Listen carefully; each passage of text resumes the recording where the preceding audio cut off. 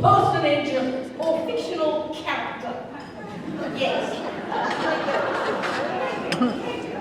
So our esteemed judges will be judging our contestants. Isn't this exciting?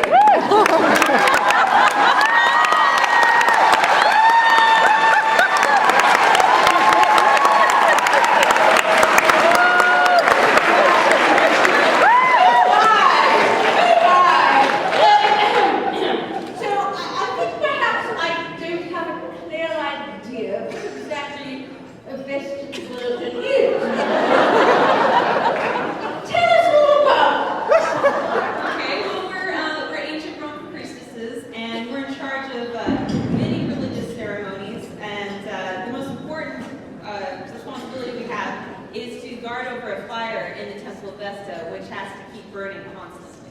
I see! And tell us a little bit about your outfit. Does it have any religious symbolism? It does. It has a lot, actually. It's white to represent purity. And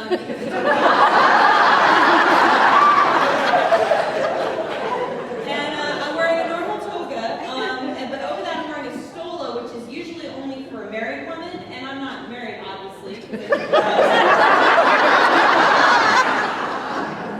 But I have the same prestige as a married woman, so that's why I get to wear it. And what is that very interesting thing on your head?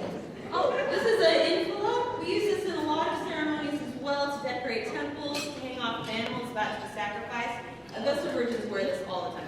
Oh, I see. And I keep hearing about that hairstyles and the semi-freeness, perhaps, but I can't see it because it's covered by your hood. Yeah, the hood is for modesty, but it's the same. It's the same hairstyle that brides wear, actually, with the 6 braids, and that also represents virginity.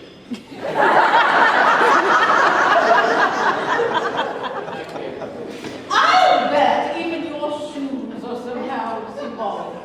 Yeah, they are. They're made from the skin of sacrificed animals.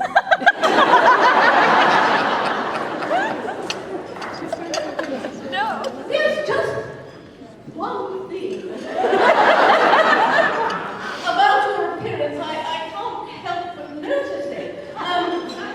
You say you took a vow of celibacy, but well, you seem to be shy. How dare you?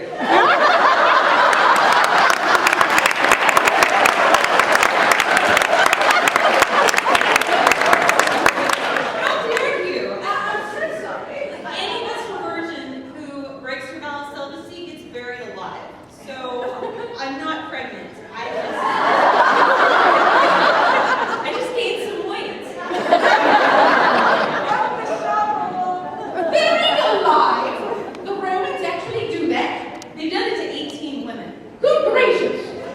Well, good luck tonight, and good luck with your Weight loss.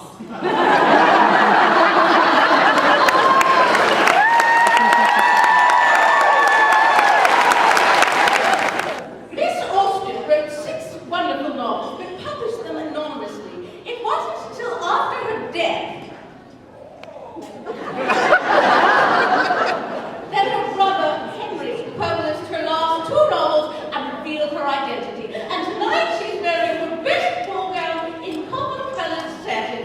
Miss Austen, I must say you look fabulous for having been dead for so long. Best of luck for you tonight, dear. I'm Alton Henry, going back to New York. Searching for a rich fiance. My father died and left us nothing but a good name.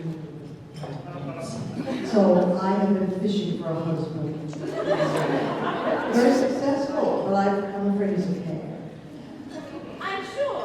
Did I understand you to say that you're going to be sailing on the Titanic tonight? Indeed, her maiden voyage. Oh, I bet that will be exciting. And tell us something about what you're wearing tonight. dinner dress, because we always dress formally for our first class dining, and also the heart of the ocean. And fiance is very much, I feel completely personified. What has to do what she has to do. It doesn't come with water wings, does it?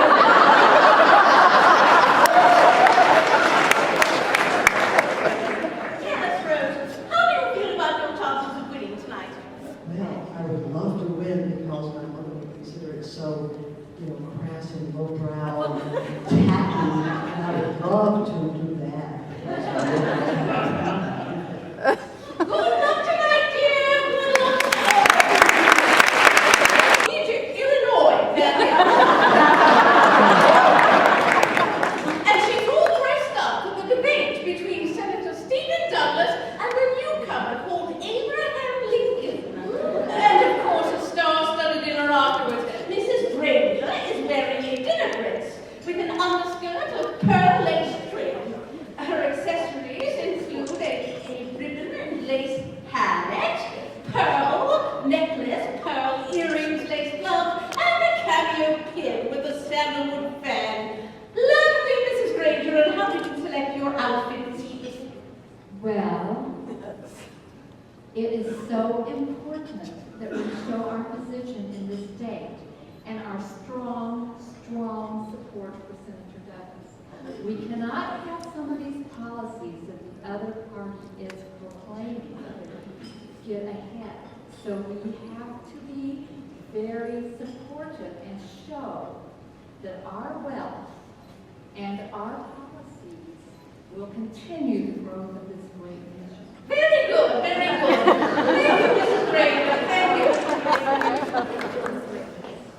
Yes, we need to know that my husband is the wealthiest man, and otherwise known as Little Egypt or Southern Illinois. And yes, you may try to rush me off, but there is no rushing Mrs. Granger. In the first half of the 6th century in Constantinople, that must have been fascinating.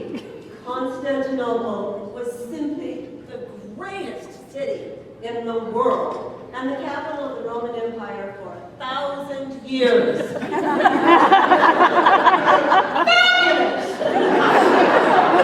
And will you tell us something about what you wear? Yes, this is a rather simple garment, but appropriate for this gathering that we're having here. If this was a court official ceremony, my gown would be of heavy brocade instead of this nice light flowing garment that I'm wearing. This is my pala. It's embroidered, of course, and this is my jewel-encrusted collar. It's very similar to what men wear, but we women in the court now have decided we like it too because we like pretty things, so we have modified it for ourselves. This is my cap, my court cap. I do not like to have my hair dressed like a lot of the young, beautiful girls do because it takes a long time, and I do not like it at all. And what's more, I don't like wigs because they itch. They do.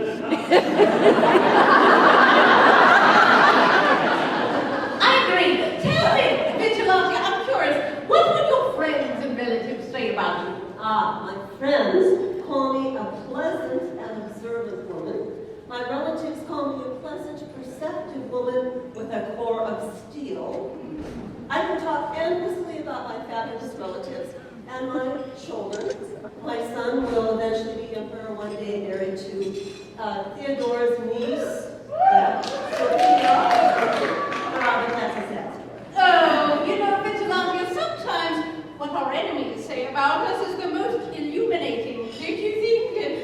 How would your enemies describe you? Well, my enemies, I'm afraid, would say, I'm a pleasant woman, but shallow. And they would be so right,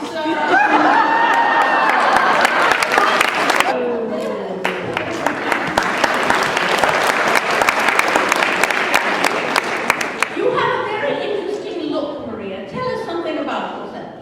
I'm half green, half orange.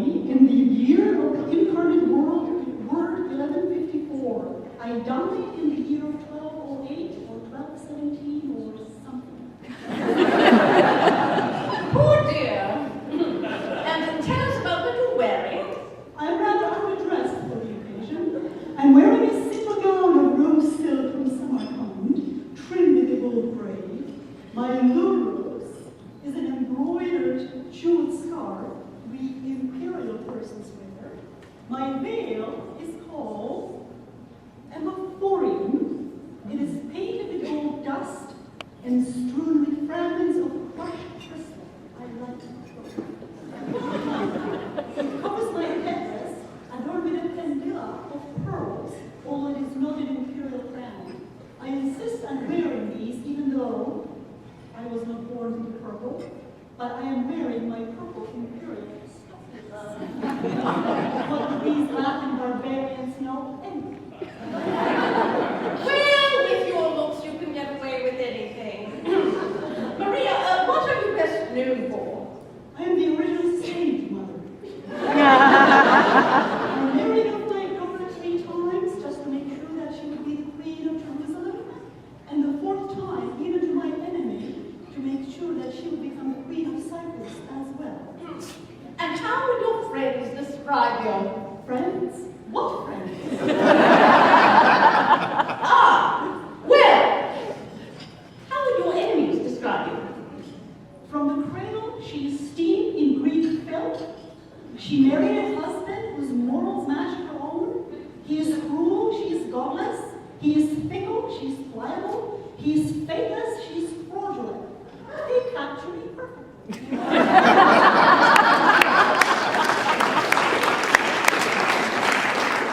Wonderful! Best of luck, dear. That's a lovely dress you're wearing, my dear. A day dress, but it's not black. Hasn't your mother insisted on mourning wear for your late father? She did, but that was in 1861, and it's now 1884, and I'm allowed to wear color. And, oh, I have a secret. You mustn't tell anyone. No, just between us. I'm in love. Oh, how thrilling! We won't breathe a word, will we? It's Prince Henry of Battenberg, and I think he's coming to ask me to marry him. Oh, well, that's wonderful, dear. Best of luck. Thank you, Your Highness.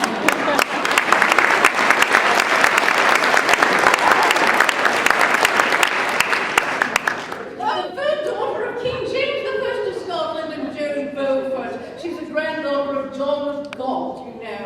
That must make you more or less medieval, doesn't it, dear? Oh, and I forgot to say, Johanna was, she's deaf, actually, and so she communicates in a very economical sign language. She just told me that she was born in Scotland in 1425. When she was 9 years old, her father was murdered.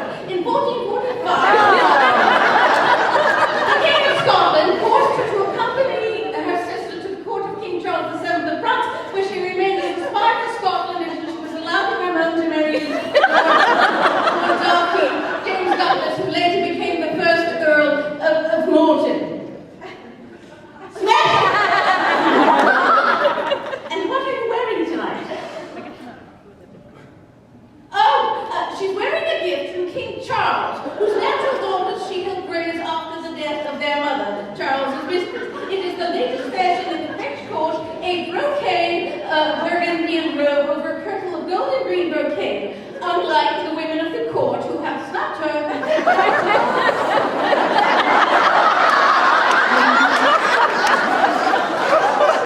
I'm going to learn that one of these days.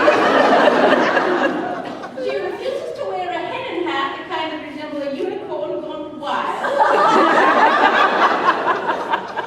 Instead, she is wearing a silver circlet over a veil with green stones from Perth and red lions to remind her that she is a daughter of Scotland.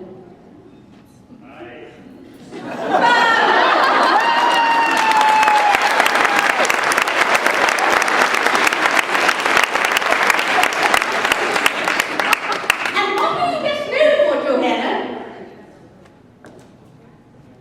Oh, she says her nickname is the Dumb Lady of Dull Keith. Well, I must say you manage wonderfully well. Also, she is literate and can read and write, and her mentor, a Cistercian monk, taught her modified monastic sign language. Good for you, Your Highness.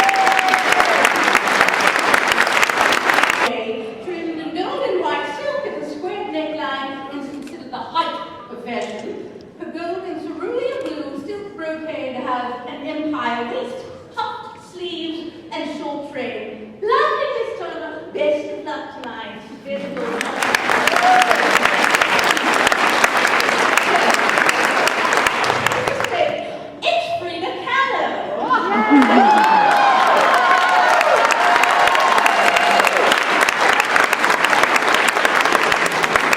evening, Miss Callis.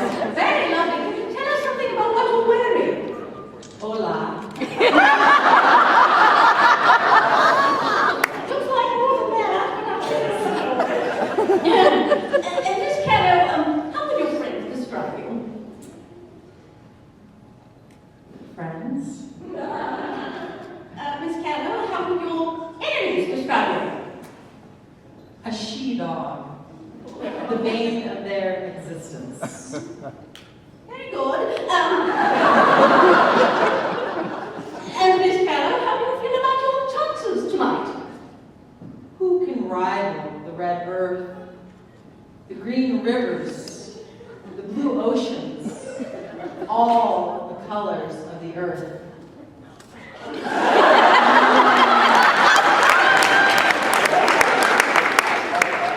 Very good. Very good. I think that's all we have time for. Good night.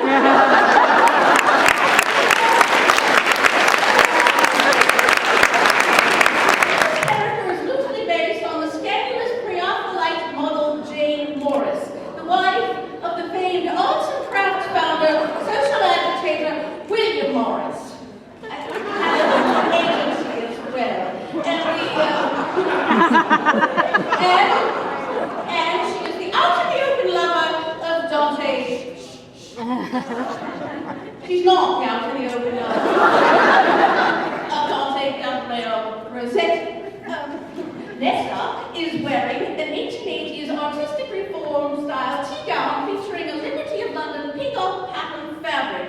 Artistic reform style was popular among the Bohemian artists and writers of Victorian England aesthetic movement. The gowns were noted for their lack of corset, bustle, and other tailoring, which would limit comfort and movement. Adherents to the aesthetic movement, also known as the cult of beauty, included Oscar Wilde, Whistler, and other absence-swelling decadents. Best of luck tonight,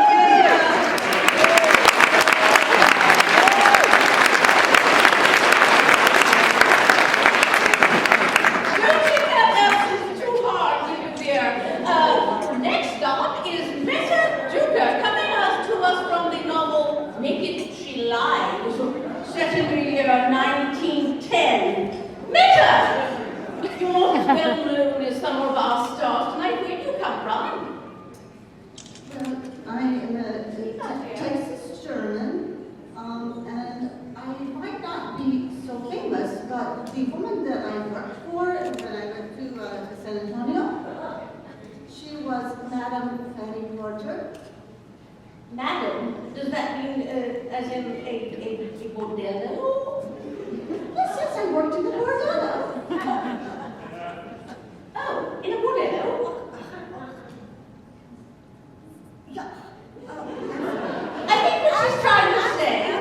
As the piano player, of course. Yes, of course. And how do you feel about tonight, dear?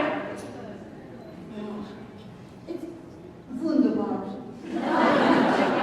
I was stressed when I first went to San Antonio at 18, and my friend, who was a fallen angel, she took me to a restaurant, and then she took me to the opium den.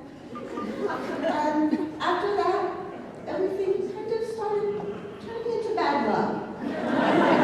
Yes, it sounds like, well, wonderful. I think that's good evening and good luck. Good luck, Meta. I wish for good luck tonight. Yes, she wishes you good luck. Let's wish Meta good luck.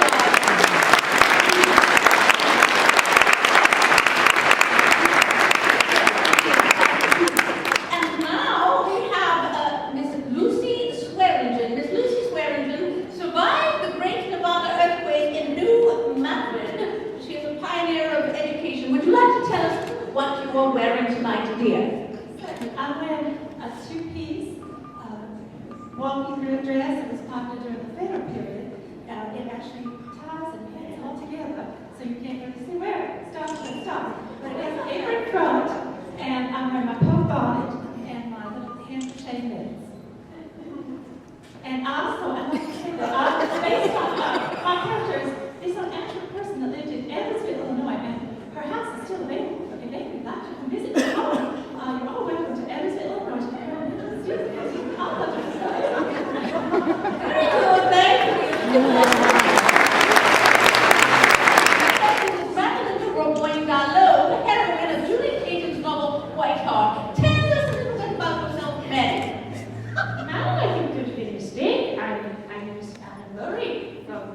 pedicure? Look, the Firebird. Oh, I beg your pardon. Indeed you are. Of course, I had the entirely wrong period. Would you like to tell us a little about what you're wearing?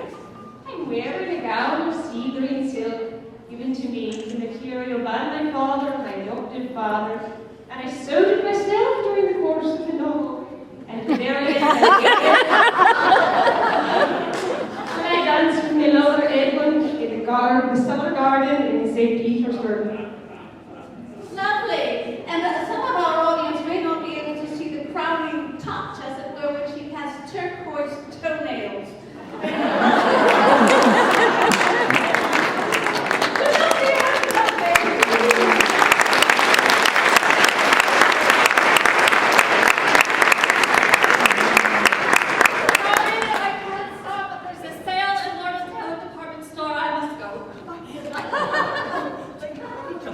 Sorry to tell you this, but I teleported her from the 1914 6th Avenue.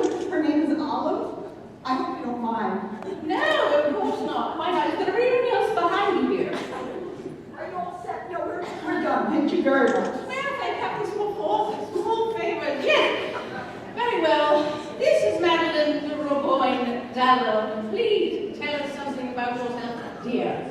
Well, I was born in 1646 at Versailles, and when I was 10, Louis XIV was coronated. I then came over to France, and I was the first female property holder, and darn it, the men became dominant shortly after that, and they took my property away from me. I was also Robert LaSalle's fiancé, and my beloved, you know what he did? He discovered the route from the Great Lakes down to the Gulf of Mexico to this beautiful body of water that we've been observing. And at the very end, I was taken captive by the airport back to New York State. And then I came back to Montreal to live. Very good. Very good. I thought I remembered something about you having been taken captive by Iroquois. Yes, that's where I got my name, White Heart, because I ran the gauntlet as a white warrior, and the Indians began calling me that. Oh, that can't have been much fun. And tell us what you're wearing here. Well, I have a Lindsay Woolly skirt of carnelian red and a dark linen blue jacket. And underneath that, I have a cotton shift. And underneath that, well, actually underneath that, in my century, they didn't do much else.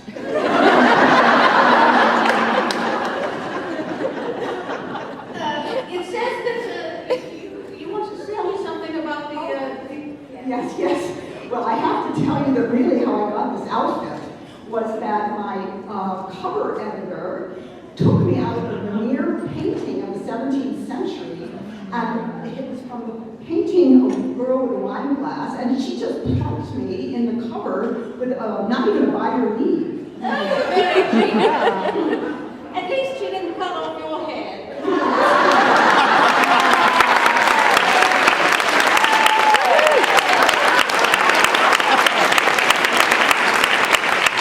And last question of the evening, how do you feel about your chances tonight, Mary? Well, thank you for asking. You know, compared to these beautiful women, I do not think I have a chance at all. But I hope the judges get this. I want you to know that this is the most multinational costume out there. It is a mixture of a Dutch painting in a Canadian maiden what was the last thing I said?